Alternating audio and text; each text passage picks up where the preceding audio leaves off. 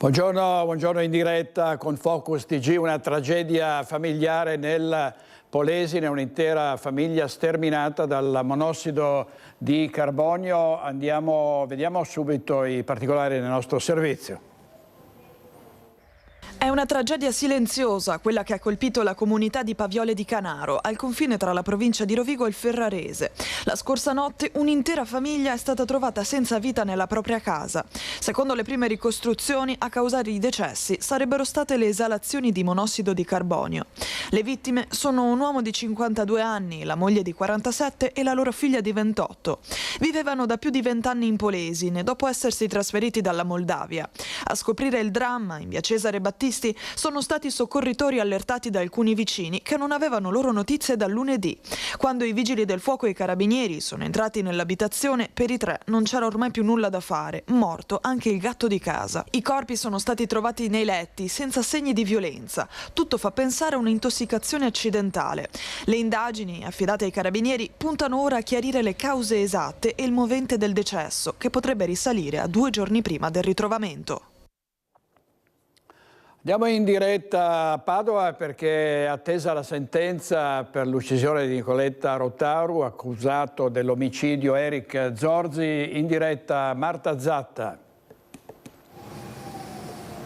Sì, buongiorno direttore, buongiorno ai nostri telespettatori. Ci troviamo davanti al Tribunale di Padova dove oggi pomeriggio è attesa appunto la sentenza nei confronti di Eric Zorzi, il 42enne camionista di Abano Terme accusato del femminicidio dell'ex moglie Nicoletta Rotaru di 39 anni, che avrebbe prima strangolato la donna e poi inscenato il suicidio. In mattinata si è svolta l'udienza con le osservazioni finali della difesa di Zorzi, della pubblica accusa e delle parti civili che tutelano le figlie della donna e la famiglia Rotaru e il Centro Veneto Progetti Donna. In questo momento è in corso la Camera di Consiglio e nel pomeriggio appunto attesa la lettura della sentenza. Lo ricordiamo, durante il processo era stato fatto ascoltare anche un audio registrato dalla stessa Nicoletta di quella notte, un audio terribile dove appunto venivano riprese le violenze subite dalla donna. A far trovare l'audio erano stati legali della famiglia Rotaru, che erano a conoscenza delle continue violenze subite dalla donna negli anni. Zorzi venne arrestato nel marzo del 2024 mentre stava uscendo dal cimitero di Abano Terme, dove aveva cercato di trafugare una foto della donna. L'uomo è quindi accusato di omicidio volontario con 2 aggravanti, quella della difesa minorata, perché Nicoletta quando è stata uccisa stava dormendo e quindi impossibilitata a difendersi in quel momento, mentre la seconda è quella di aver commesso i reati nei confronti della moglie, sia pur separati legalmente. Quindi attesa per oggi pomeriggio la sentenza. Per il momento è tutto, ci risentiamo per altri aggiornamenti. A te la linea. Grazie a Marta Zatta e a Cristian Roque Allende per la parte tecnica. Oggi in regia ci sono Tony Esposito e Italo Morao e restiamo sulla giudiziaria col delitto di Paolo Vai. La Cassazione ha confermato la pena di 24 anni per Patrizia Armellin, condannata per aver assassinato l'uomo assieme alla 30enne Angela Cormaci. Paolo Vai, 56 anni, fu ucciso la notte tra il 18 e il 19 luglio 2019 nella sua abitazione a Serravalle. Condannate per il delitto la compagna dell'uomo Patrizia Armellin, 60 anni, e la 30enne Angelica Cormaci, che viveva in casa con loro. Un omicidio commesso per questioni economiche passionali. Il caso è approdato più volte in Cassazione. A maggio 2025 è stato presentato un nuovo ricorso da parte dell'Armellin. Ora è arrivata la sentenza definitiva, confermata per la donna la condanna a 24 anni, mentre rimane quella a 16 anni per la Cormaci. Secondo l'accusa, l'omicidio premeditato era stato architettato dalle 2 donne che volevano appropriarsi di circa 500.000 euro che Vai aveva investito in polizze di assicurazione e di cui aveva indicato come beneficiario proprio l'Armellin. Secondo l'accusa, ad inchiodare la 60enne e la 30enne le chat che si erano inviate sui social con conversazioni che poco lasciavano all'immaginazione, conversazioni nelle quali parlavano di questi soldi e di uccidere l'uomo. Fra l'altro, i dialoghi tra tra le due sarebbero cominciati ben prima che la trentenne a fine gennaio del 2019 si trasferisse nella casa dell'Armelin dove poi è avvenuto l'omicidio. La sera del 18 luglio 2019 sarebbe però successo qualcosa. A Paolo Vai sarebbe scattata l'idea di sostituire il beneficiario delle polizze. A quel punto l'Armelin avrebbe deciso di agire. Colpito con un bastone, poi soffocato con un cuscino premuto sulla faccia dalle due donne che gli erano salite a cavalcioni sul torace, provocandone lo schiacciamento. Servizio di Daniela Sizzia. Andiamo a Treviso per l'omicidio di via Castelmenardo.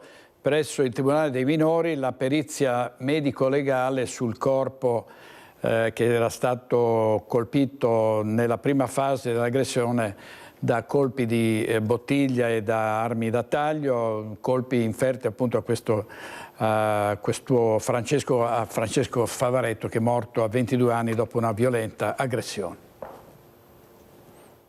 Sotto la lente di ingrandimento il colpo al polmone sferrato dal sedicenne nella prima fase dell'aggressione ai danni di Francesco Favaretto, morto a 22 anni in via Castelmenardo nel cuore di Treviso. A richiedere la perizia medico-legale è stato il difensore del giovanissimo, l'avvocato Fabio Crea.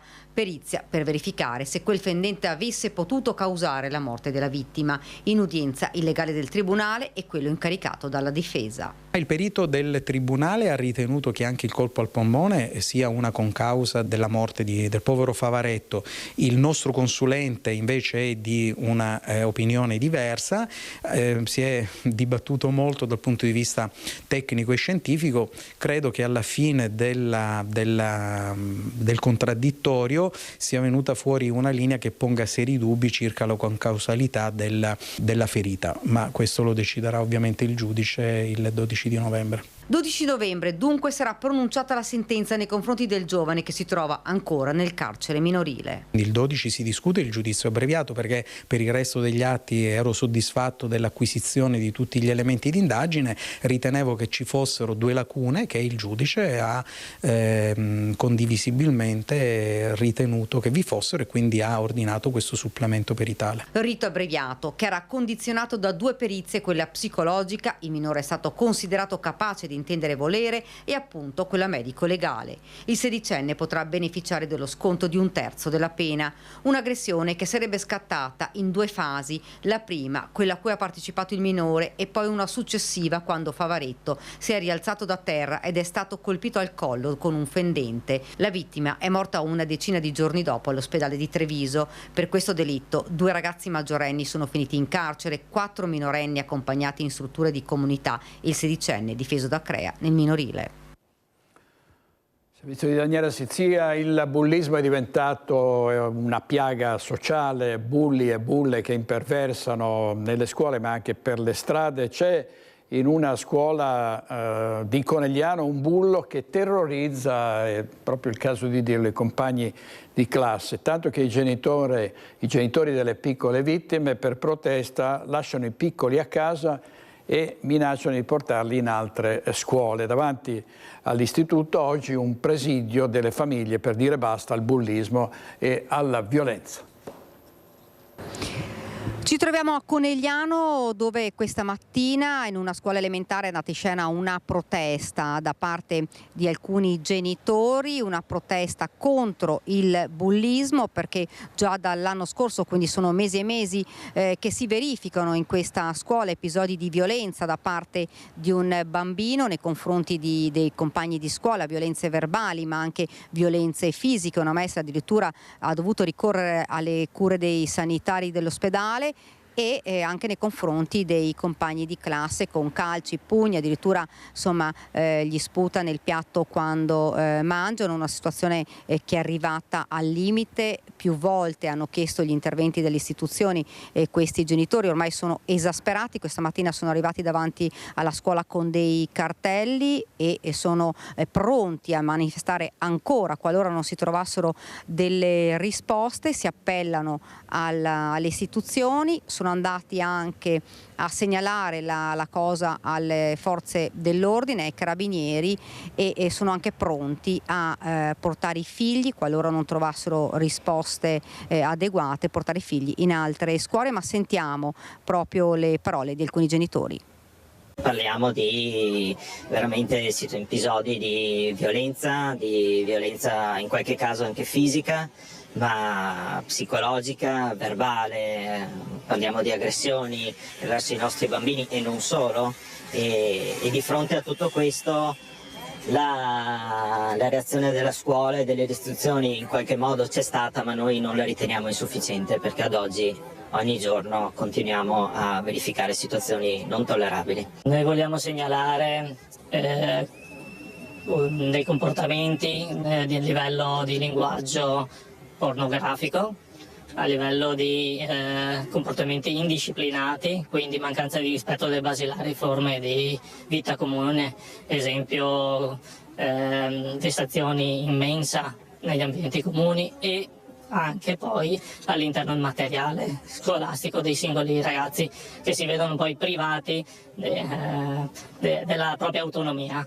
Comunque noi vogliamo anche sottolineare un livello più globale, cioè il vulnus legislativo che non dà alle istituzioni gli strumenti necessari per riuscire a affrontare questo tipo di problemi. Ci sono bambini addirittura che non vogliono nemmeno tornare a scuola.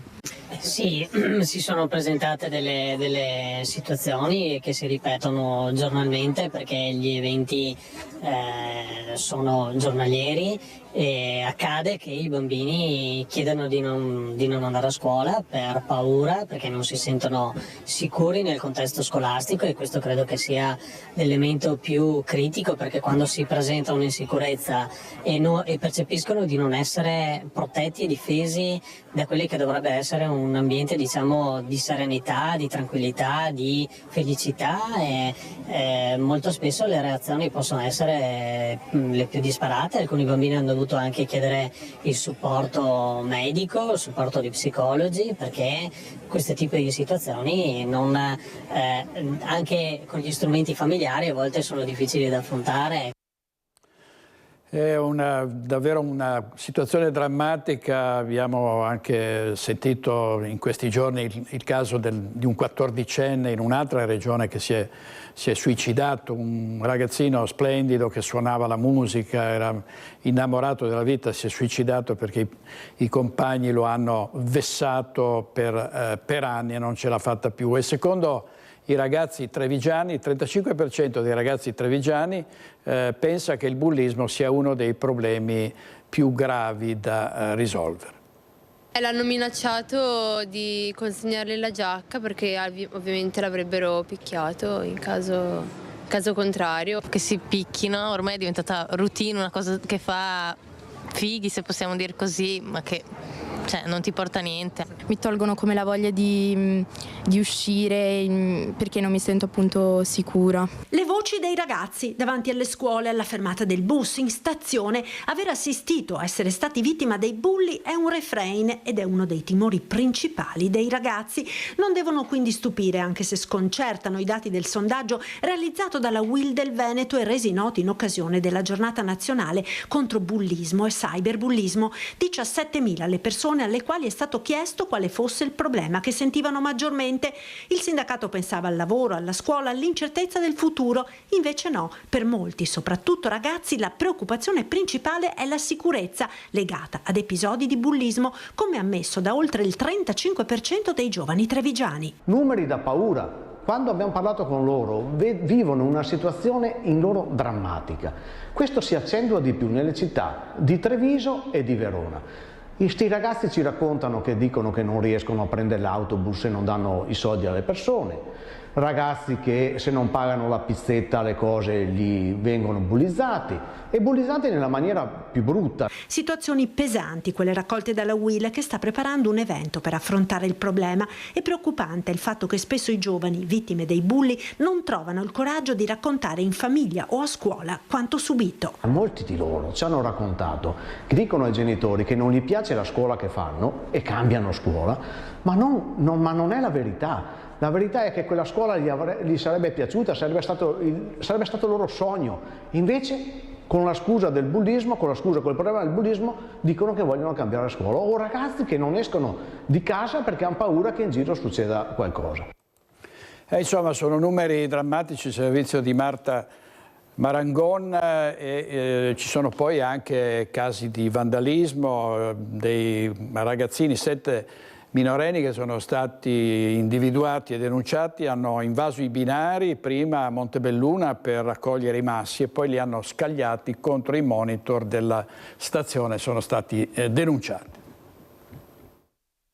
Erano in attesa del treno sulla linea che collega Padova a Feltre. Lì, sui binari della stazione ferroviaria di Montebelluna, 7 ragazzi tra i 14 e i 17 anni, forse per noia, hanno raccolto alcuni sassi dalla massicciata ferroviaria, invadendo lo spazio dei binari, scagliando poi i massi con violenza contro i monitor delle partenze e degli arrivi, danneggiandoli irrimediabilmente. Hanno tentato anche di danneggiare il sottopasso del binario 1, ma l'arrivo del treno li ha fatti resistere. È un danneggiamento che va a colpire tutta la comunità, quindi sotto questo aspetto sicuramente è un episodio molto grave. Il fatto la sera dello scorso 27 settembre. I giovani protagonisti dell'atto di vandalismo sono tutti studenti provenienti dall'Interland di Montebelluna, italiani ma di origine nordafricana. Non sono i soliti noti, i ragazzi infatti erano tutti incensurati e ora invece ritenuti responsabili a vario titolo del reato di danneggiamento aggravato in concorso, per cui sarà il Tribunale dei minori a stabilire quali provvedimenti prendere nei loro confronti. Li abbiamo identificati tramite i sistemi di videosorveglianza e alcune testimonianze. Sembra che i ragazzi abbiano ammesso le loro colpe, questo non distoglie dal fatto che dovremmo chiederci qual è il ruolo delle famiglie, che è la molecola fondamentale di ogni società civile. E io mi auspico ovviamente che i ragazzi subiscano una pena comunque esemplare, una pena che non deve essere solo una condanna punitiva, ma possa essere anche un modo per loro di riflettere sui loro errori. E qui eravamo al vandalismo e poi ci sono i ladri scatenati in tutte le nostre province, non passa giorno senza che non si debba darvi conto di quello che è successo. Andiamo a Treviso da Edi Calma, perché sono stati svaligiati dei box. A te Edi. Direttore, buongiorno a te e ai telespettatori. Siamo qui a Treviso, a Santa Maria del Rovere, per la precisione, davanti alla caserma Tommaso Salsa, sotto la pioggia scrosciante, ma nonostante questo il signor Annibale ci teneva e lo ringraziamo a raccontarci quanto accaduto in questa palazzina, dove noi siamo all'interno del cortile interno. Sono stati razziati 12 garage questa notte tra le 2 e le 3 da una banda che è ancora sconosciuta, di cui sono sulle tracce ovviamente le forze dell'ordine. Quello che stupisce però è che è l'ennesimo atto dopo i tanti che accadono qui in zona, dopo degrado e altri piccoli furti. Signor Annibale, qui si fa portavoci dei residenti di questa palazzina, esasperati dalla situazione che vivono qui a 2 passi dalla caserma Salsa e in via Gasparinetti. Annibale. È sconvolgente sapere che in mezzo alla notte arriva qualcuno che spacca innanzitutto il cancello, poi entra tramite uno dei garage, c'è quel corridoio che collega tutti i garage, che sono 12, entra e sceglie tranquillamente quello che vuole portare via.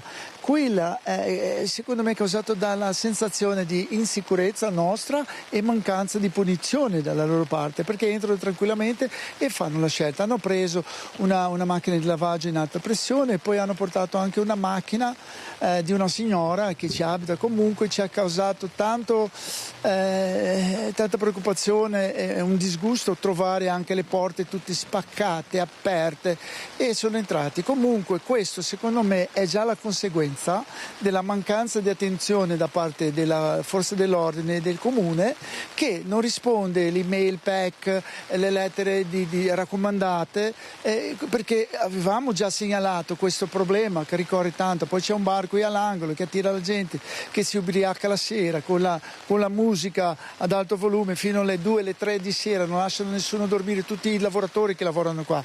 Io non ci abito proprio qua vicino e questo è un appartamento che ho comprato come investimento, l'ho ripristinato per mettere a lungo, diciamo a 3+2 in affitto, perché c'è un grande bisogno qui a Treviso. Ma mi fa pensare 2 volte: devo investire qui a Treviso, devo comprare, ripristinare, creare posti di lavoro in questi appartamenti, perché se non c'è la sicurezza non possiamo andare avanti così. Poi la gente bisogna avere la certezza che arriva a casa e trova tutto intatto. e non così spaccato. Poi anche le bambine, i bambini che vengono dalla scuola, che trovano questa gente ubriaca per strada, che fa urinazione pubblica, un decoro, cioè, una roba impensabile. Non ci avrei mai pensato trovare una cosa del genere a Treviso e specie a Santa Maria del Rovere, accanto alla Tommaso Salsa. E proprio da lì, infatti, direttore, sono entrati i ladri dal cancello che inquadra adesso Simone Merlo dietro di me, hanno rotto il lucchetto che lo teneva chiuso e si trova proprio davanti a questo cancello alla caserma che è un vanto, diciamo, dell'amministrazione proprio per la rimessa a nuovo. E quindi si chiede che cosa, signor Annibale? Più sicurezza, più controlli? Sì, anche videosorveglianza e che la forza dell'ordine venga sempre spesso a guardare e fare qualcosa per non lasciare la gente per strada, per non attirare la delinquenza. Attenzione Treviso, attenzione Italia, voi avete ancora tempo, ma bisogna azione. È questo. Direttore, il messaggio è chiaro e anche quanto successo qui da Santa Maria del Rovere con Simone Merlo. Ringraziando il signor Annibale ti restituisco la linea. Heidi Kalimann e Simone Merlo per la parte tecnica, e vediamo anche a proposito di furti, la prima pagina della Nuova Venezia, il furto di Palazzo Ducale, dal furto di Palazzo Ducale al colpo del Louvre, tutto quello che hanno in comune i ladri del secolo, con una intervista a Vincenzo Pipino, il ladro gentiluomo che colpì a Palazzo Ducale sul furto al Louvre, ha detto: li arresteranno tutti. E i ladri non si fanno scrupoli, anzi approfittano di situazioni di grande disagio come quella del dolore per un funerale, per il giorno del funerale, perché hanno messo in questo caso a segno un furto nell'abitazione della madre che era defunta il giorno dei suoi funerali. La rabbia del figlio, non possiamo difenderci. Un giorno di dolore per noi, per la nostra famiglia. La casa della madre defunta completamente messa a soqquadro il giorno dei suoi funerali. Il figlio Aldo con la sorella Anna, avvisati dalla vicina di casa che avevano notato una porta della casa della madre Germana aperta, si sono precipitati nell'abitazione. Vedere questa profanazione ci ha messo davanti a una mancanza di rispetto del dolore, del lutto, ma anche una profanazione di quello che è la proprietà privata. E purtroppo non c'è nulla che ci permette di tutelarsi su questo. Un dolore che si aggiunge un altro dolore. Germana si è spenta a 87 anni, il figlio la ricorda come una vera bersagliera, sempre pronta ad aiutare e a rendersi utile per la comunità. Ladri che, nonostante abbiano cercato ovunque, non hanno trovato nulla da portar via. La casa della signora, infatti, nell'ultimo anno era già stata 2 volte bersaglio dei malviventi che le avevano portato via tutto quello che di prezioso aveva. Quello che resta ora è la rabbia e l'amarezza di non aver potuto in alcun modo difendersi. È una persona semplice, amante della poesia e una persona che è sempre stata disponibile nei confronti dell'altro, e questo addolora ancora di più che proprio il giorno del suo funerale ci sia stato questo scempio. Vedere i suoi libri delle poesie buttate a terra così è stato per noi veramente un colpo al cuore. E questa è la situazione, purtroppo: rapinatori, ladri, vandali, e poi il degrado che si continua a registrare a Mestre, e c'è un'iniziativa di cui ci parla adesso Ilaria Marchiori in diretta da Via Piave. A te, Ilaria. Sì, buongiorno direttore, buongiorno ai nostri telespettatori. Siamo qui insieme a Nicola Iannuale, presidente del gruppo di lavoro Via Piave. Si stanno presentando varie iniziative da qui ai prossimi mesi, una in particolare quella Riprendiamoci la notte. In che cosa consiste, Iannuale? Allora, Riprendiamoci la notte è un'iniziativa per animare, anche in momenti in cui la zona diventa deserta e le luci si chiudono, questo territorio. Un'iniziativa che prevede una dozzina di eventi svolti dalle 9 di sera in poi, da presentazioni di libri, mostre fotografiche, a riunioni, a concerti, E poi la seconda parte di questa iniziativa, che va allargata alla città e non interessa solamente Via Piave, che è naturalmente coinvolta, è la Riprendiamoci la notte, seconda edizione di assistenza e senza fissa dimora. L'anno scorso ha funzionato, è durata fino a marzo, e con le altre associazioni di Riprendiamoci la città e molte di loro si inizierà la raccolta del materiale. Ci sarà la prima riunione la prossima settimana organizzativa, per poi dare maggiori informazioni e le date e i luoghi dove raccogliere il materiale, per poi procedere alla distribuzione, come sia stato fatto l'anno scorso, nei confronti di chi alla notte dorme fuori per strada. Ecco, quando partirà? Perché sappiamo che a dicembre partirà il piano freddo del Comune di Venezia proprio per aiutare i senza fissa dimora a Mestre e Marghera. Voi partirete un pochino prima, giusto? Proprio perché anche le temperature magari lo richiedono. Allora, è un po' legato anche questo, e anche legato all'organizzazione di questa attività, perché è un'attività di volontariato puro. La prossima settimana si decideranno le date di partenza e come sarà organizzata, e l'obiettivo è quello di iniziare il prima possibile, anche legato alle condizioni meteorologiche, anche alle condizioni di chi vive fuori per strada. Ecco, questo è importante perché prevedono mesi che saranno freddi, e sappiamo che i senza fissa dimora non sono pochi qui nella zona di Mestre, Via Piave e anche Marghera. Certo, è un fenomeno che ormai anche a livello nazionale, l'Istituto Nazionale di Statistica, l'Istat, ha iniziato il censimento, e quando l'Istat inizia a monitorare un fenomeno vuol dire che non si tratta più di un fenomeno isolato, ma un fenomeno che inizia a avere delle rilevanze quantitative non trascurabili. Lo so perché ho fatto il ricercatore all'Istat, quindi progettavamo indagini sui fenomeni emergenti. Grazie, allora grazie a Nicola Iannuale. Qui da Via Piave, Mestre è tutto, io restituisco la linea allo studio.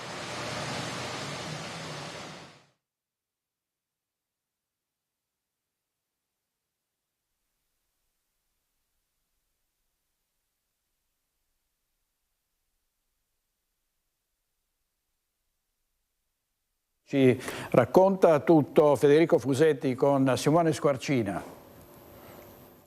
Operazione della Polizia Locale di Vicenza contro lo spaccio di droga. Insomma, la zona è quella che da tempo viene tenuta sotto controllo, il Quadrilatero, Campomarzo, via Milano in particolare, dove è intervenuta in questo caso la Polizia Locale. Chiediamo al commissario Alessandro De Francisci, che è il comandante del nucleo operativo speciale, cosa è successo? Era da un pezzo che tenevate d'occhio anche quel condominio, diciamo.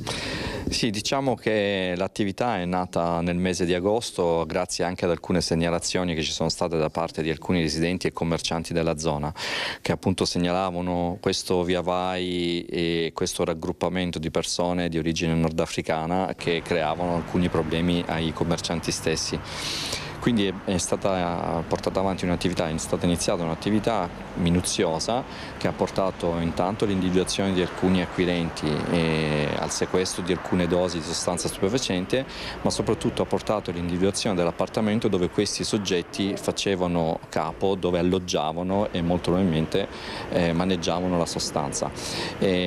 Sono state date tutte le informazioni all'autorità giudiziaria, che ha emesso un decreto di perquisizione che abbiamo eseguito ieri nelle prime ore dell'alba, insomma. Chi c'era nell'appartamento? Nell'appartamento c'erano 4 soggetti di sesso maschile di origine tunisina e 2 ragazze che comunque sono estranee a quanto accaduto. I 4 ragazzi invece, di cui uno in particolare, alla vista degli agenti ha opposto subito resistenza attiva, cercando di allontanare gli agenti per non farli entrare nella sua camera con calci, pugni e sputi. Quindi siamo stati costretti a bloccarlo per poter procedere alle operazioni di perquisizione previste poi dal decreto. Avete trovato anche dei medicinali, oltre a tantissimo materiale per il confezionamento delle dosi. Diciamo che questi 4 uomini sono stati denunciati intanto per vari reati, uno anche ovviamente per resistenza, e avete trovato delle medicine. Che cosa vuol dire? Sì, oltre al materiale di confezionamento solito e al materiale di preparazione come i coltelli da cucina, che erano sporchi, con lame sporche di sostanza stupefacente del tipo hashish, quindi solitamente utilizzati per tagliare i panetti di hashish, sono stati ritrovati dei medicinali che sono soggetti a prescrizione medica che naturalmente i soggetti non avevano, e sono medicinali che per il loro principio attivo, parliamo di ansiolitici e antidepressivi, ultimamente purtroppo sta prendendo piede questa nuova moda, soprattutto nel nord Italia, che vengono utilizzati per essere mescolati, macinati e mescolati alla cocaina per dare un maggiore sballo. Quindi questo è l'utilizzo dei medicinali sostanzialmente. I residenti come hanno reagito? I residenti inaspettatamente hanno reagito veramente bene, in maniera positiva, sono venuti giù, ci hanno ringraziato, ci hanno applaudito, ed è stato veramente bello vedere così tanta gente che apprezza quello che stiamo facendo, insomma, tutti i giorni. Ringraziamo il commissario De Franciscis, complimenti per il lavoro, e quindi insomma da Vicenza un'operazione importante che è andata a segno.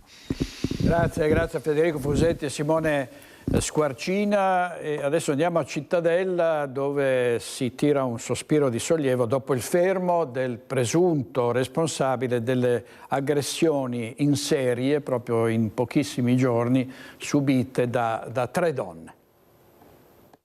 È stato fermato un uomo ritenuto il presunto responsabile delle 3 aggressioni, tutte a danno di donne, che in meno di una settimana avevano gettato nel panico Cittadella. Si tratterebbe di una persona con problemi psichiatrici, bloccata dai carabinieri poche ore dopo l'ultimo episodio. Gli attacchi erano avvenuti tutti nei giardini pubblici. Venerdì mattina una pensionata era stata colpita a pugni senza motivo. Domenica una studentessa era stata rapinata e ieri, quasi nello stesso punto, una seconda pensionata era stata aggredita e gettata a terra durante un tentativo di rapina. Fortunatamente nessuna delle 3 donne ha riportato ferite gravi, se non un grande spavento. La notizia del fermo ha riportato sollievo tra i residenti, preoccupati da una violenza così insolita nella città murata. Ora gli inquirenti attendono il riconoscimento da parte delle vittime per confermare la responsabilità dell'uomo. Un imprenditore di Valdobbiadene è stato coinvolto in una rissa all'Oktoberfest, è finito in manette e la moglie lo ha salvato pagando una cauzione. Poi, pagata la cauzione, ha scoperto che suo marito aveva accarezzato la gamba ad una giovane cameriera.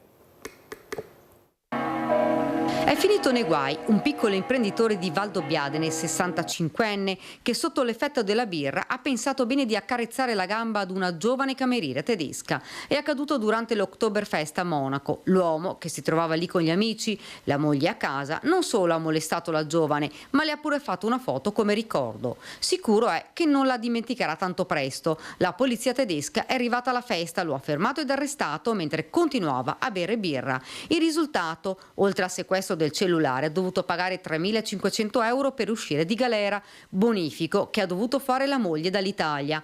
Oltre ai guai in Germania, il 65enne ha dovuto affrontarne altri al suo ritorno a casa con la moglie arrabbiatissima. L'imprenditore dovrà attendere gli sviluppi dell'indagine tedesca, ma la moglie gli ha già comunicato: all'Oktoberfest non andrai più. Sì. Ci sono indagini in corso sull'incendio che la scorsa notte ha distrutto 2 auto parcheggiate all'esterno di un condominio a Loreggia. Delle 2 auto parcheggiate all'esterno di un condominio di via Padre Michele Bottaccina a Loreggia non restano che 2 carcasse abbrustolite. Devastante l'incendio scoppiato nel cuore della notte che le ha praticamente distrutte. L'allarme alle 3:30, quando i residenti hanno iniziato a chiamare i numeri di emergenza. Sul posto sono accorsi i vigili del fuoco del distaccamento di Cittadella con un'autobotte e anche i carabinieri. Le cause del rogo, spento dopo circa 3 ore di lavoro, sono in corso di accertamento. Per ora non si esclude nessuna ipotesi, dal guasto elettrico all'origine dolosa.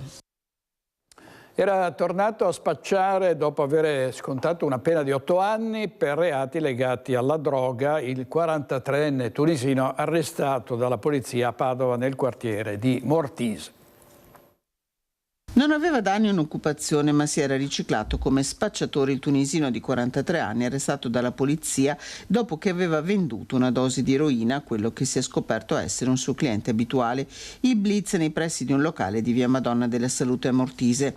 L'uomo, che era stato visto posizionarsi all'esterno dei bar della zona, non era sfuggito agli agenti della squadra mobile che avevano iniziato a controllarlo. In questura i poliziotti hanno portato sia il 43enne tunisino che il cliente, che ha ammesso ammesso di aver acquistato 1,5 etto di eroina per un valore di circa 2.000 euro negli ultimi 6 mesi. Nell'abitazione del tunisino i poliziotti hanno trovato altri 30 grammi di eroina e 27 di cocaina nascosti tra mobili e suppellettili. Per il tunisino è scattato l'arresto che è stato convalidato dal Tribunale di Padova. Servizio di Chiara Gaiani. E dopo i furti nelle caserme dei Vigili del Fuoco, il comandante Giuseppe Lo Moro ha istituito delle ronde di controllo. Questo succede a Padova.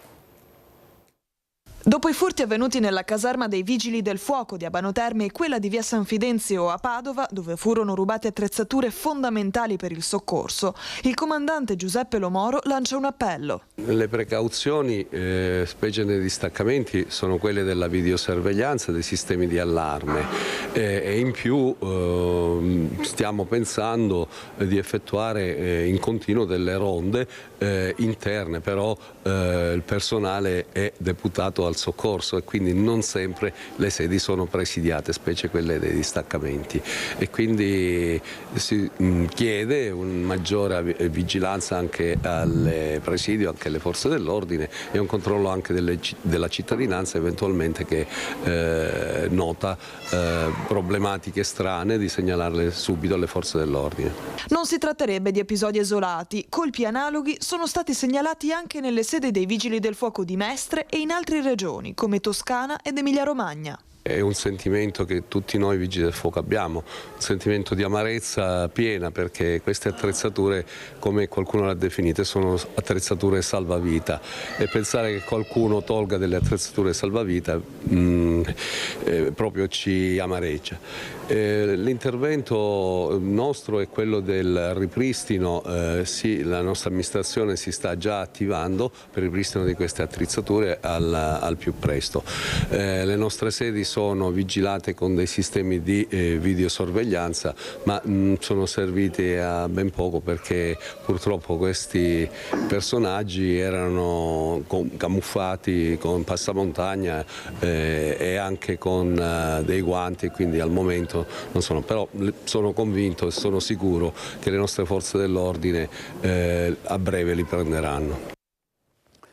Domani pomeriggio a Lusiana Conco i funerali di 2 delle vittime del gravissimo incidente ad Asiago, 3 giovani che hanno perso la vita, 2 feriti. E ieri ci sono stati i funerali di una delle 3 vittime, Riccardo Gemo, uno dei 3 ventenni che purtroppo si sono schiantati a fortissima velocità contro una fontana ad Asiago. La chiesa di Olmo di Creazzo era gremita, tanto dolore e tanta commozione per l'addio a questo ragazzo che tutti conoscevano e ammiravano.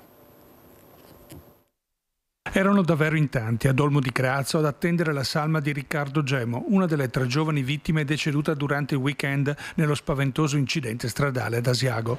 Circa 800 persone, soprattutto ragazzi, che per metà hanno gremito la chiesa di San Nicola e gli altri si sono uniti nel dolore sul sagrato.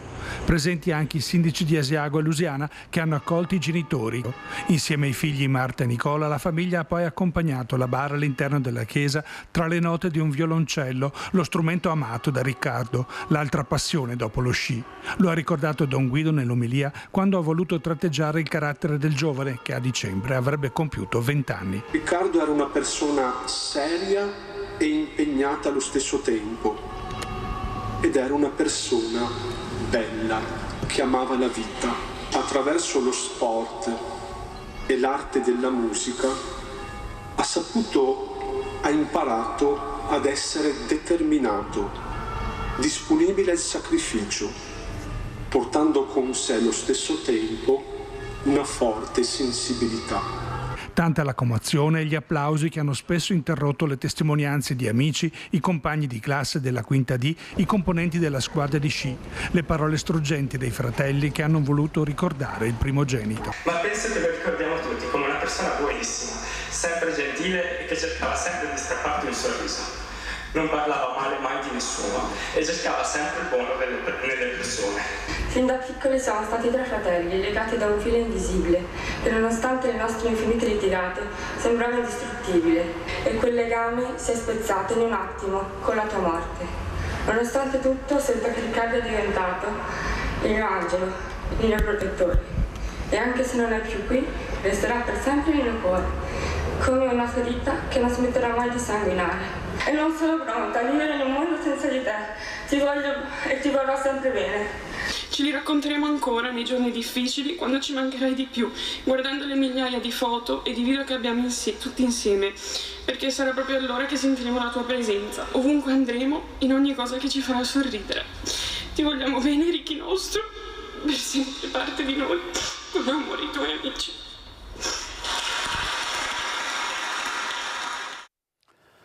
E continua questa strage sulle nostre strade. Ieri a Olmo di Creazzo erano presenti anche i sindaci delle 3 comunità coinvolte dalla tragedia, oltre a Creazzo, Asiago, luogo dell'incidente, Lusiana Conco, dove risiedevano Nicola e Pietro, gli altri 2 giovani morti nello schianto, di cui si celebreranno domani i funerali a Lusiana alle 15. Oggi è una giornata di grande dolore, ringrazio i colleghi sindaci della presenza, ringrazio tutti i presenti, ma soprattutto quello che voglio dire, e lo esprimo veramente col cuore, la comunità sta soffrendo, me lo testimoniano le numerose telefonate e siamo tutti vicini e ci stringiamo veramente col cuore e tanto affetto alle 3 famiglie che hanno perso i figli in giovane età. Siamo qua che ci raccogliamo attorno a questa famiglia così duramente provata da questo lutto.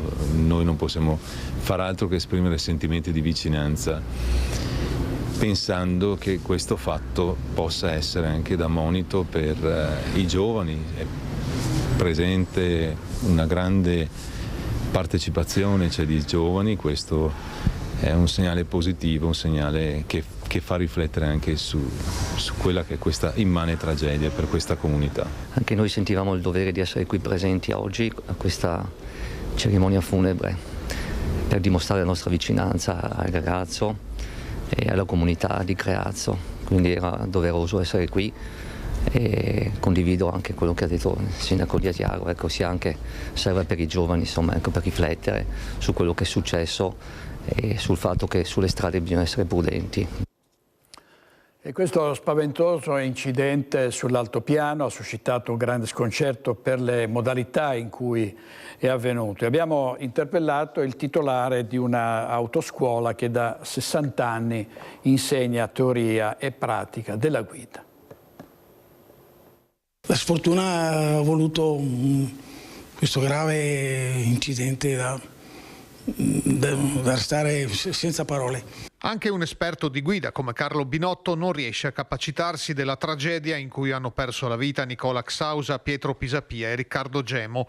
Binotto spiega che alla velocità alta o eccessiva possa essersi aggiunto qualche altro fattore. L'aderenza è una cosa che i ragazzi sottovalutano a volte, questo c'è da dire, non tengono conto del valore dell'aderenza sulla strada. L'aderenza è una cosa, l'attrito insomma che si deve avere col proprio veicolo non viene concepito proprio in maniera sufficiente. Senza escludere un guasto, anche le condizioni ambientali possono incidere molto, come la pioggia, la nebbia o anche le temperature basse, come quelle che proprio ad Asiago erano state registrate nella notte tra sabato e domenica. Bisogna sapere andare in base a com'è la situazione globale in quell'istante, cioè il traffico, cioè la visibilità, cioè gli incroci se ci sono o non ci sono, le curve, i dossi, tutte queste cose insomma. Una vettura a pieno carico ha un comportamento diverso rispetto a quando ci sono solo 1 o 2 persone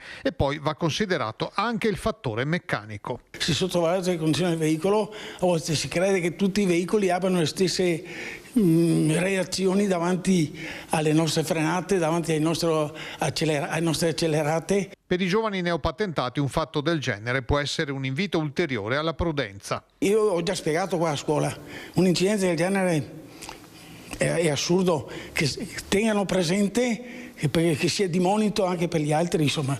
Intanto la comunità di Conco si prepara all'ultimo saluto congiunto per Nicola e Pietro, previsto questo venerdì alle 15 nella chiesa parrocchiale. La vigilia del funerale sarà recitato il rosario, seguito da una fiaccolata per le vie del paese.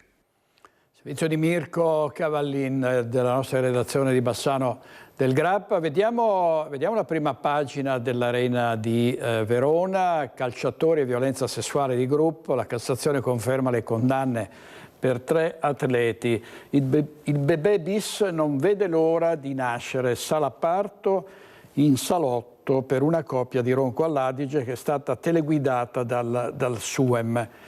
Scontri prima di Pisa-Verona, Piantedosi vieta le trasferte a entrambe le tifoserie per 3 mesi. È stato presentato il rendiconto sociale 2024 dell'INPS di Treviso, divario uomo-donna sul fronte delle retribuzioni, carenza di lavoratori stranieri, tracollo demografico, giovani che scelgono l'estero anche nell'ultimo anno, ma c'è anche l'incremento dei cosiddetti inattivi che non sono né a scuola né al lavoro. Chi non ha una carriera lavorativa verosimilmente non avrà per la vecchiaia degli strumenti di sostentamento. 18.000 cosiddetti inattivi in più in un anno, vale a dire persone per lo più giovani che non lavorano né sono in cerca di occupazione.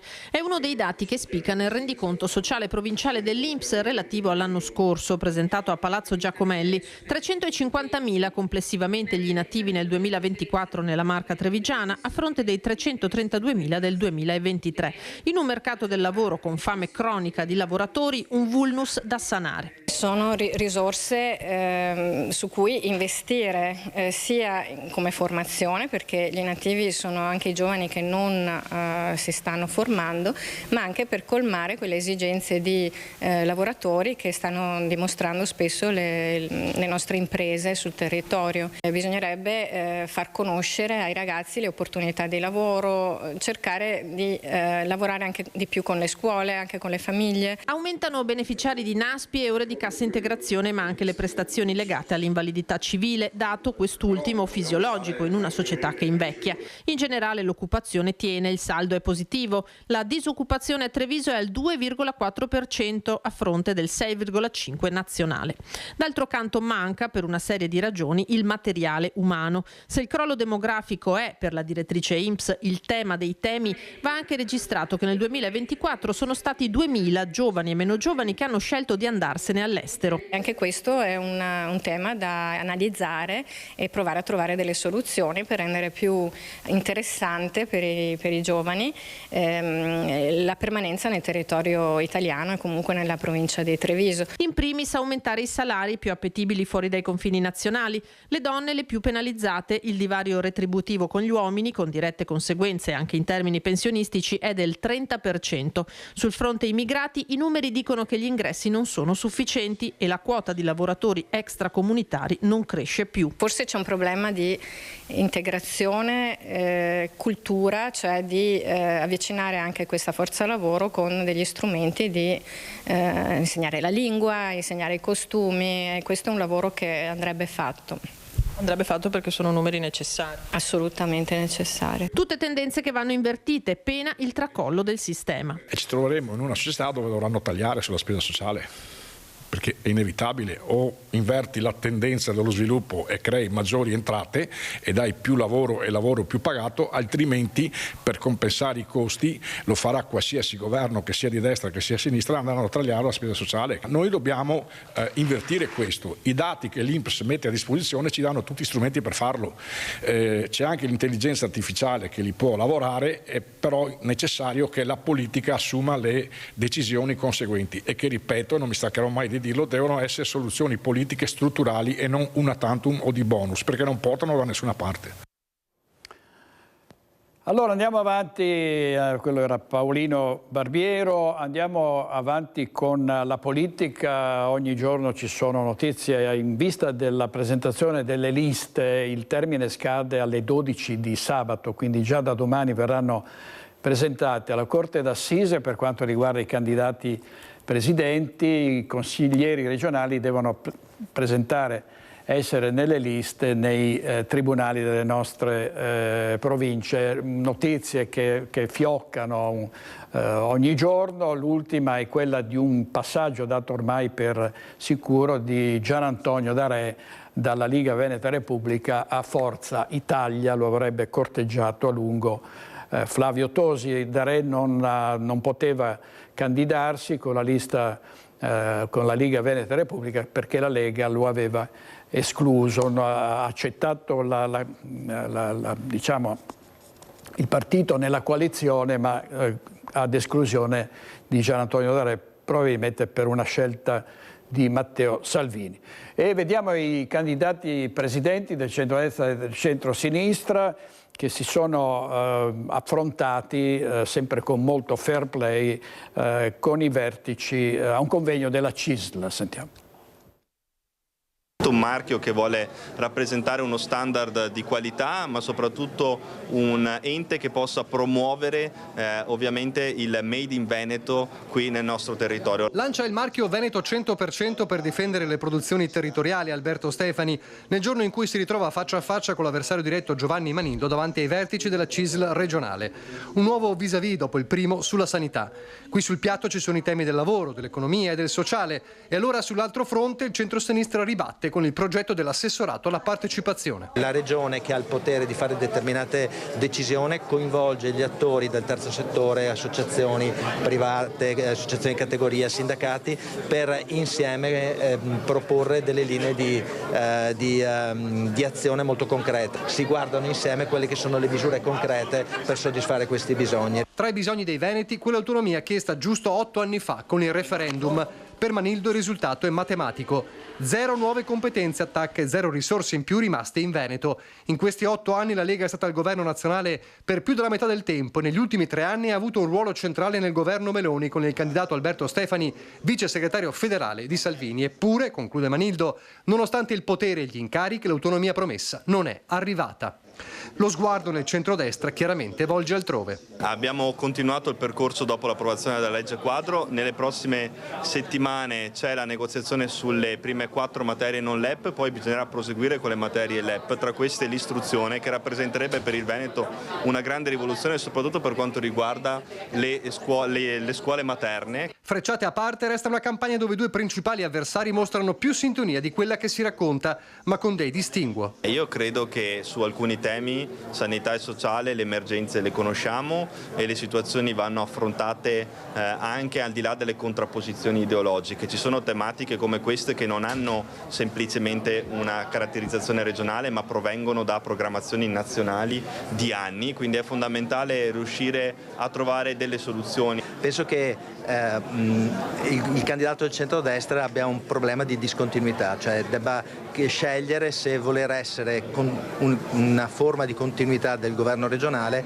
o essere una forma di discontinuità, perché anche le suggestioni, le domande che sono arrivate oggi dalla CISL dimostrano effettivamente che tante cose, tante fragilità non sono state accolte. Ma c'è spazio purtroppo anche per le terribili storture di un periodo storico-politico che fa rabbrividire, come la scritta apparsa sugli spazi elettorali di Cassavio, Cavallino Treporti, quella frase "a morte gli ebrei PD", sulla quale sta indagando la Digos. Ritengo che siano scritte stupide da condannare e basta, senza se, senza ma, proprio sono forme di idiozia.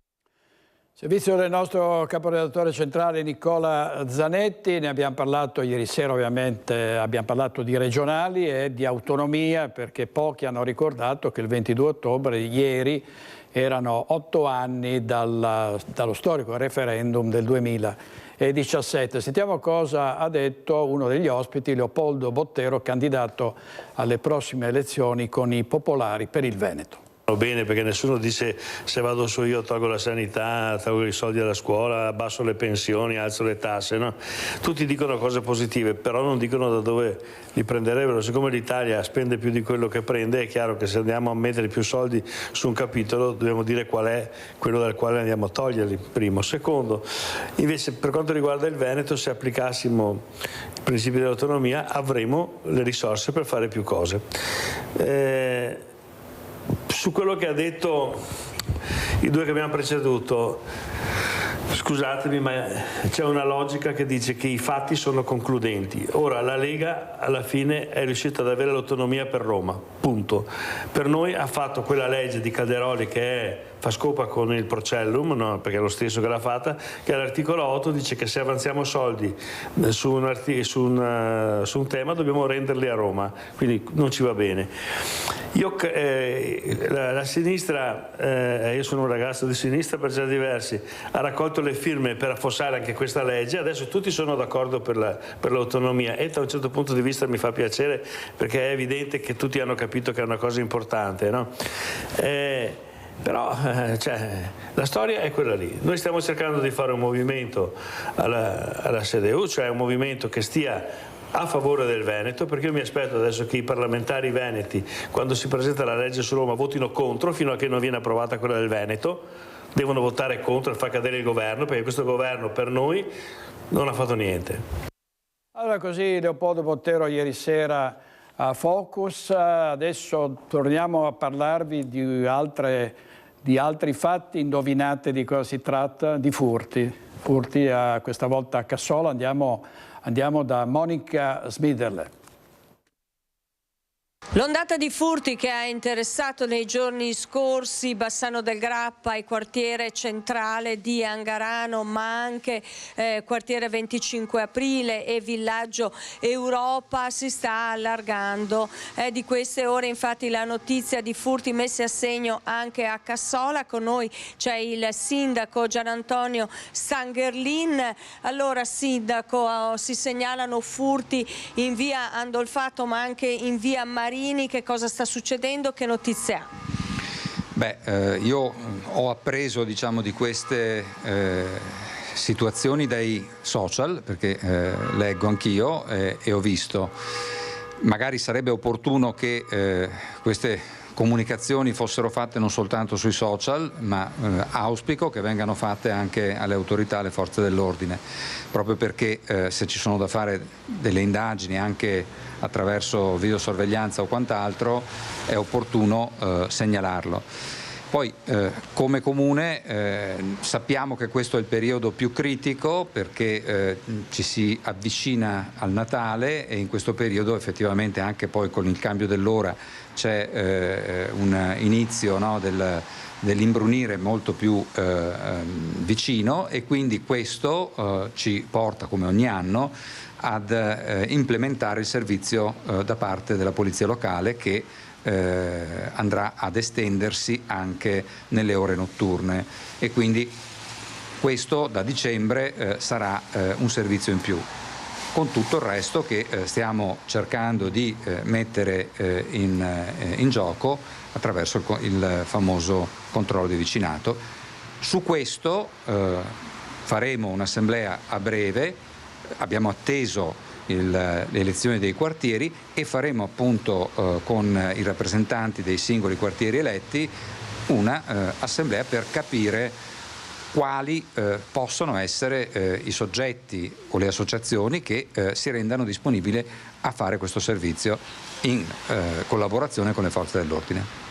Quindi sindaco, il messaggio principale è: se vedete movimenti strani, rivolto naturalmente ai cittadini, se vedete movimenti strani, persone sospette oppure se avete subito un furto, chiamate subito le forze dell'ordine. Questo è il primo messaggio. A me è anche capitato di ricevere la segnalazione di persone che magari giravano per dei quartieri con fare sospetto questa comunicazione io l'ho trasmessa alle forze dell'ordine in maniera che la sera stessa o il giorno stesso potessero poi transitare in quelle zone e fare in modo che appunto se c'era qualche malintenzionato fosse evitata, diciamo, un suo intervento. Ecco, io questo l'ho fatto, lo farò ancora se riceverò delle segnalazioni. Certo che se ricevo segnalazioni sui social faccio fatica poi a fare comunicazioni anche preventive, ma il controllo di vicinato dovrebbe servire anche a questo. E appunto il tema del controllo di vicinato, ci state lavorando, serve naturalmente rispettare tutto un protocollo e avere l'autorizzazione della prefettura, ma insomma l'obiettivo è l'attivazione del controllo di vicinato. Indubbiamente questo è un passaggio di coinvolgimento anche della cittadinanza in questo percorso di collaborazione con le forze dell'ordine, ma altre cose stiamo pensando che andranno a potenziare soprattutto la vigilanza a livello notturno, perché è il periodo magari più scoperto, anche se, e ce lo dicono le statistiche, ce lo dicono le forze dell'ordine stesse, il periodo più frequente in cui si verificano questi furti all'interno della giornata è il periodo delle prime ore dell'imbrunire, fondamentalmente, quindi non a notte fonda. Grazie a Monica Smiderle. Continuiamo a ripeterlo, tutto il Veneto è sotto assedio, l'assedio di rapinatori e di ladri. Ministro Piantedosi, se lo Stato c'è, batta un colpo. Pubblicità.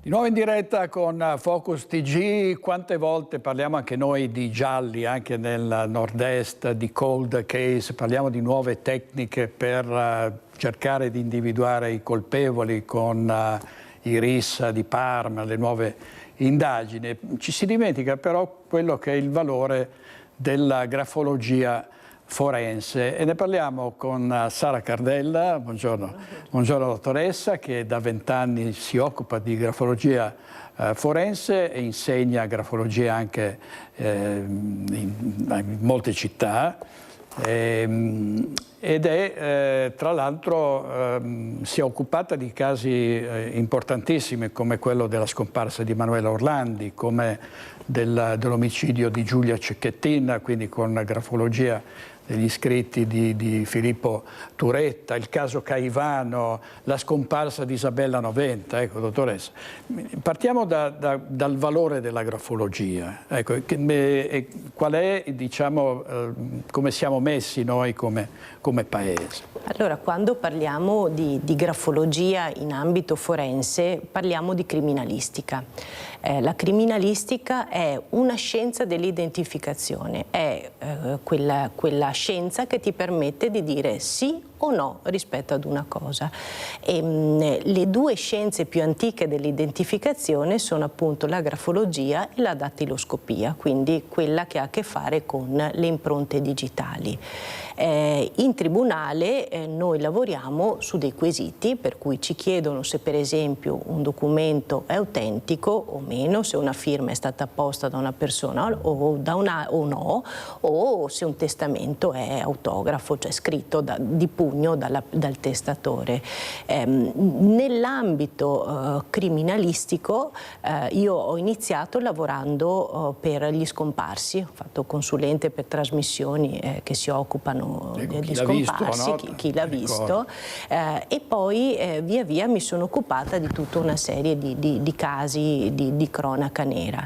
La grafologia è una scienza molto vasta perché va dall'analisi dello scarabocchio del bambino fino, come dicevo prima, al testamento. Quindi la scrittura in qualche modo ricopre tutto il percorso della vita della persona.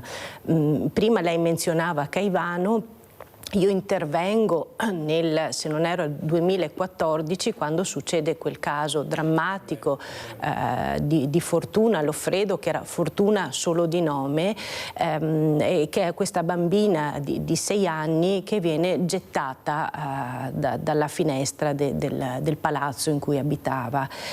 Lì interviene la grafologia perché laddove viene fatta la verifica del corpo della bambina si riscontrano degli abusi, purtroppo degli abusi molto gravi, e interviene la grafologia perché interpreta e dà un lasso di tempo rispetto ad eventuali abusi. I bambini non conoscono le parole delle emozioni, non conoscono che cos'è la rabbia, che cos'è la tristezza, che cos'è la gioia, però le rappresentano con il disegno. E quindi lì il grafologo, io come grafologa sono intervenuta per in qualche modo comprendere i messaggi che la bambina mandava al mondo attraverso il disegno. Quindi decifrare anche i disegni. Esatto, esatto. Quindi si parte dal disegno e arriviamo poi con un salto al 2025, che è l'attività più recente che ho fatto, che è quella invece rispetto ad Emanuela Orlandi. Lì ho fatto tutto un lavoro in quanto sono state presentate delle lettere che rappresentavano una pista che vedeva quella di Londra, esatto, no? Emanuela Orlandi rapita, forse incinta, forse nascosta a Londra, ed ovviamente c'era tutto un filone relativo all'ipotesi dell'intervento del Vaticano, insomma, per questa ragazza, ed erano state presentate a supporto di questa pista londinese tutta una serie di lettere che parlavano di cardinali, di gente che in qualche modo era intervenuta. Queste lettere proposte erano in fotocopia. Quando c'è una fotocopia in qualche modo il grafologo alza un po' le antenne, perché mentre il lavoro sull'originale, cioè sul documento che si vede, è molto semplice, quello in fotocopia si presta a tante interpretazioni. Una fotocopia non permette di dire se un documento è vero, ma permette di dire per esempio se un documento è falso.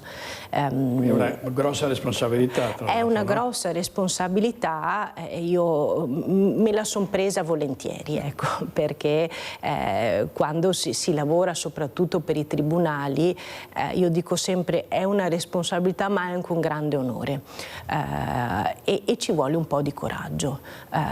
Pertanto quando io ho rilevato che questi documenti erano, si dice, con certezza tecnica, cioè non c'erano dubbi rispetto al fatto che fossero falsi, ho avuto, tra virgolette, il coraggio di dirlo pubblicamente. Che reazioni ha suscitato? Allora, lì purtroppo la verità dal punto di vista processuale non è sempre bella per tutti, nel senso che quando si dice sì o no una cosa, sicuramente si accontenta qualcuno e si invece scontenta qualcun altro. In questo caso, in qualche modo, intervenire dicendo che quei documenti che raccontavano un'Emanuela Orlandi rapita, un Vaticano in qualche modo che abbia occultato questo corpo, cancellare questa pista sicuramente ha trovato più di qualche persona insoddisfatta, tra cui in primis il fratello che credeva e crede tuttora a questa pista. Poi il tempo, insomma, anche grazie al supporto della commissione che mi ha ascoltata, mi ha convocata, ha dato ragione non a me ma alla mia scienza. Ecco, questo. Anche perché, voglio dire, ci sono in queste vicende tanti depistaggi, c'è gente che vuole accreditare una pista piuttosto che l'altra, quindi è davvero importante che si arrivi ad una verità su questo. Io credo che la famiglia di Emanuela Orlandi questo dovrebbe poi apprezzarlo, anche, certo. No? Se una pista è falsa è bene abbandonarla. Certo, insomma. Lei consideri che più un caso diventa mediatico, quindi diventa alla mercé di tutti, più un caso diventa mediatico e più ci sono persone che anche in buona fede vogliono contribuire al caso, certo. E c'è questo classico fiorire di lettere anonime. Io ricordo nel mese in cui era scomparsa Yara Gambirasio, che era ovviamente una ragazzina giovane in un contesto familiare, insomma, molto positivo, e lì se ne parlava perché sono stati 2 mesi in cui la bambina il corpo della bambina non è stato trovato, sono state prodotte più di 30.000 lettere anonime. Sono tutte persone che tendenzialmente vogliono contribuire, poi ci sono i mitomani, poi ci sono chi davvero ha visto, e quindi il compito del grafologo è anche smistare queste lettere, vedendo cosa è credibile, cosa non è credibile, perché soprattutto nei casi di scomparsa il fattore tempo è molto importante e quindi dare delle indicazioni alla polizia, a chi indaga, per capire se una pista vale la pena che sia percorsa o meno è molto importante. Quindi... Ecco, la sua attività si è svolta anche qui in Veneto su casi di cui i giornali hanno parlato e continuano a parlare, la scomparsa di Isabella Noventa, l'omicidio di Giulia Cecchettin da parte di Filippo Turetta. Ecco, in che circostanze e su cosa è intervenuto? Allora, per Isabella Noventa avevo ricevuto un incarico dall'avvocato Balduin, che era l'avvocato della famiglia di Isabella, in quanto prima della scomparsa, perché ad oggi è vero che c'è una sentenza di omicidio, però il corpo non è mai stato trovato, Isabella aveva ricevuto una serie di lettere anonime, minatorie, che purtroppo erano state sottovalutate, nel senso che molto spesso la lettera anonima tanto impensierisce chi la riceve, tanto a volte non è percepita all'esterno come insomma, un pericolo reale, e quindi avevamo lavorato con l'avvocato per capire se c'erano dei segnali che poi avrebbero portato alla tragedia che è stato. Per quanto riguarda invece Turetta, ho lavorato su commissione dei giornali su ricostruire un profilo personologico, cioè capire che tipo di persona può essere stato il ragazzo Filippo Turetta. La grafologia è uno strumento importante in questo caso, perché io dico sempre non è uno strumento giudicante, non è uno strumento che crea delle categorie di buono o cattivo come succede nella pancia insomma di chi legge il giornale, ma io dico sempre che quando si fa un profilo di personalità si fa una fotografia giocando un po' su questi due termini, quindi è il rappresentare un'immagine di una persona, dell'indole della persona, e dare un valore e un significato a quello che è successo, che può essere utilizzato in futuro anche in via preventiva, quindi non per dire questo che ha questi segni ucciderà o ammazzerà, però per far capire che purtroppo molto spesso gli omicidi, quei crimini efferati vengono commessi da persone tra virgolette anche anonime, da persone che magari hanno volti, modalità, hanno un modo di condurre una vita di cui non ci si ricorda. Per cui questo è un po' l'approccio grafologico. È un lavoro, immagino, difficile, molto delicato, che comporta molte responsabilità. Su quali altri versanti, diciamo, la grafologia viene applicata? Cioè? Allora, io ora sto lavorando molto con le maestre. Soprattutto delle elementari, insomma quelle che insegnano ai bambini a scrivere, perché e anche le maestre stesse stanno riflettendo su questa cosa, e a me fa molto piacere, lavorando sull'importanza della scrittura a mano. La scrittura a mano, che purtroppo con tablet, telefonini, con tutto sta un po' scomparendo, e invece è una ginnastica fondamentale per la mente. Il bambino che scrive con la penna ha quella che si chiama motricità fine, cioè la capacità di creare quei movimenti minimi che sono fondamentali poi per memorizzare, per la sintesi, per imparare a fare i riassunti, per scrivere bene e per comprendere anche i testi.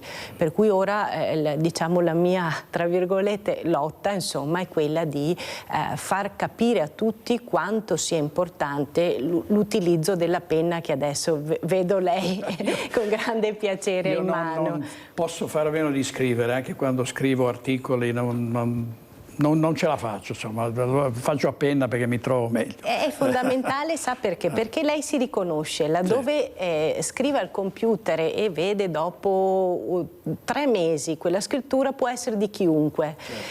Se lei scrive, dopo 3 mesi riconosce la sua scrittura e riconosce anche in qualche modo lo stato d'animo, per cui memorizza diversamente. Quello che lei scrive a penna in qualche modo lo scrive sul cervello, per cui resta depositato diversamente, ecco, anche proprio nei meandri della memoria.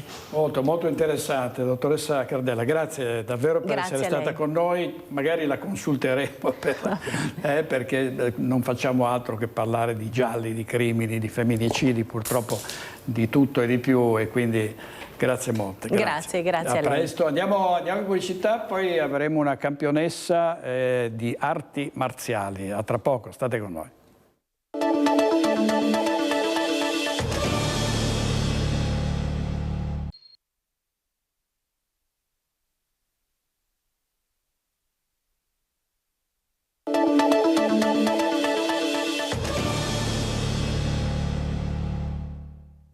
Di nuovo in diretta con Focus TG, passiamo alle arti marziali miste, quella è la telecamera, arti marziali miste, e c'è una campionessa qui in studio, veneta, Asia Girelli, che ha già ottenuto dei grandissimi risultati, è una vera e propria campionessa. Allora Asia, grazie intanto per essere qui. Cosa vuol dire arti marziali miste, che poi è la sigla MMA, no? Lotta in gabbia, ci sono pugni, calci, strangolamenti, proiezioni, gomitate, ginocchiate, un po' di tutto, insomma. Cioè quando ci sono i bulli in azione bisognerebbe chiamarti. Dei bulli, ne abbiamo parlato prima del bullismo, che è una piaga sociale. E davvero può servire come autodifesa anche alle persone che magari vivono in zone degradate, si sentono minacciate, può essere utile. Sì, diciamo, sì. Ecco, senti, come hai iniziato? Ho iniziato all'età di 5 anni, così, sono tornata a casa da un allenamento di ginnastica, ho detto ai miei genitori che volevo cambiare e che volevo fare a pugni, e per fortuna c'era una palestra vicino a casa dove appunto faceva MMA, e ho iniziato subito. Quindi si può iniziare giovanissimi. Qui vediamo, riusciamo a vedere qualche immagine con la nostra regia, insomma, senza esclusione di colpi, diciamo, no? Ci sono sport dove puoi usare solo le mani, puoi usare solo i piedi, ma qua tutto. Qui tutto, compresa anche la lotta? Sì. Senti, e quali, diciamo, che traguardi hai raggiunto, no? Perché campionessa vuol dire avere ottenuto dei risultati importanti. Sì, ho 12 titoli italiani e ho partecipato a 4 mondiali. Nel 2019 giù a Roma e mi sono classificata seconda. Poi nel 2021 in Bulgaria mi sono classificata terza, e nel 2024 al Cairo prima, e quest'anno in Georgia, che però non sono riuscita a passare le qualificazioni. Complimenti. Tu vivi dove vivi? Dove ti alleni? Tombelle, mi alleno alla Padova Top Team ad Abano, oppure in centro con Gianluca Lo Cicero. Ecco, ma e riesci, diciamo, perché immagino che la tua vita sia dedicata per molto tempo allo sport, riesci a fare altro, cioè a studiare, hai tempo per... Ho finito con gli studi, quindi lavoro, però sì, ce la faccio. Brava. Lo consiglieresti questo sport? Perché è uno sport, qualcuno potrebbe... Si può dire che è uno sport violento o no? Sì, è violento, però alla fine ci sono le regole, quindi tutto nei limiti. Ecco, capita mai, non so, che ci possa essere un incidente di percorso, nel senso che poi si possa restare anche in qualche modo offesi da calci, pugni, o siete adeguatamente protetti? Beh, fino a una certa età si è coperti con il caschetto, protezioni per le gambe e guantoni un po' più grossi. Poi quando si decide di passare ai professionisti si combatte senza paratibie e con il guantino fino, però lì sta a scelta. Allora, facciamo una cosa, restiamo sullo sport e vediamo l'attesa finita per il Calcio Padova, e poi torniamo da te. Dopo la squalifica è pronto a debuttare il Papu Gomez, Stadio Euganeo, verso il tutto esaurito domenica prossima, ma l'esordio in bianco scudato potrebbe essere rinviato. Vediamo. Il grande sogno, già l'ho detto, è cercare, io mi vedo giocando in Serie A col Padova e non è una cosa per vendere fumo, io punto al massimo, io non vengo qua a passeggiare né a conoscere la città e stare qua fermo seduto ma in panchina, io vengo a giocare, dare il massimo, cercare di apportare il mio e portare il Padova al massimo livello. È diretto il Papu Gomez, è arrivato a Padova per restarci, per portare il biancoscudo in Serie A. Scontata la squalifica di 2 anni, non usa giri di parole durante la presentazione con la società sul suo futuro e su quello della squadra. Sa di poter dare molto al Padova. Sicuramente l'esperienza, tutti questi anni che ho vissuto al primo livello calcistico. Secondo, l'idea è cercare di essere un esempio per i ragazzi, cercare di aiutare a tutti e cercare di crescere anche insieme alla società che sta facendo le cose bene per portare il Padova il più alto possibile. In molti lo stanno aspettando, forse però non sarà in campo domenica all'Euganeo, tutto sold out, contro la Juve Stabia a causa di un leggero risentimento. In allenamento ho sentito un piccolo fastidio, vogliamo fare un accertamento, qualche studio e cercare di ovviamente non rischiare niente perché non serve in questo periodo. La idea è tornare ovviamente al massimo, al 100%. Il campione del mondo argentino già da mesi è arrivato in città, una città che lo ha accolto e celebrato con affetto e che Gomez ricambia. Padova è innamorata di te e tu sei innamorato di Padova. Sì, bueno, sarà allora un amore a lungo termine. Allora, complimenti ad Asia Girelli, 18 anni, che vive a Tombelle, vicino a Vigonovo, che si allena e ha avuto un